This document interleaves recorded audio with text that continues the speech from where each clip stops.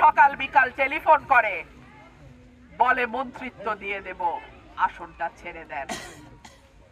আমার জান থাকতে, আমার শরীরে এক বিন্দু রক্ত থাকতে মন্ত্রিত্ব তো দূরের কথা, আমি সারা দুনিয়ার কারোর জন্য কোনো কিছুর জন্য আমার এই মানুষদের আমি চাই না, যাদের জন্য আমি এই লড়াইটা করেছি, আমার প্রাণের দল, যে দলের হাত ধরে আমার রাজনীতিতে আসা, আমার নেতা, 3 বারের প্রধানমন্ত্রী, দেশনেত্রী বেগম খালেদা জিয়া।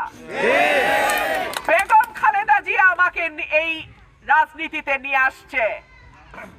বেগম খালেদা জিয়ার ভালোবাসায়, আশ্রয়ে, সহযোগিতায় আমি এতদূর আসছি।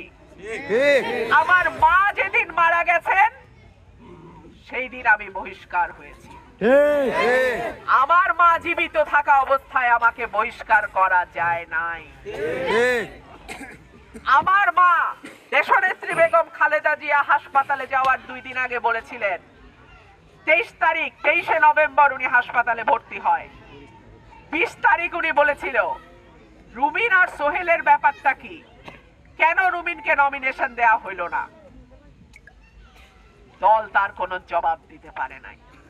তারপর আমাদের মা দেশনেত্রী বেগম খালেদা জিয়া আল্লাহর কাছে মেহমান হয়ে গেছেন। এরপরে দল আমাকে বহিষ্কার করেছে। দল বহিষ্কার করেছে, এখন আবার বলে মন্ত্রিত্ব। আমি কোনোটাতেই আমার এলাকার মানুষরে ফালাইয়া দিয়া যাব না। আপনারা তো নির্বাচন আসলে ভোট দিছেন। 18 সালের নির্বাচনে যখন পুরা বাংলাদেশে দিনের ভোট রাতে হয়েছে, তখনও তো আপনারা কেন্দ্র কেন্দ্র থেকে পাহারা দিয়ে ভোট আগলায় রাখছেন, তাই না? তাহলে এই অঞ্চলের মানুষের প্রতি এত অবহেলা কেন? আল্লাহ যদি আমাকে আপনাদের ভোটে এমপি নির্বাচিত করে, সরাইল এবং আশুগঞ্জকে মডেল উপজেলা করে তৈরি করব ইনশাআল্লাহ।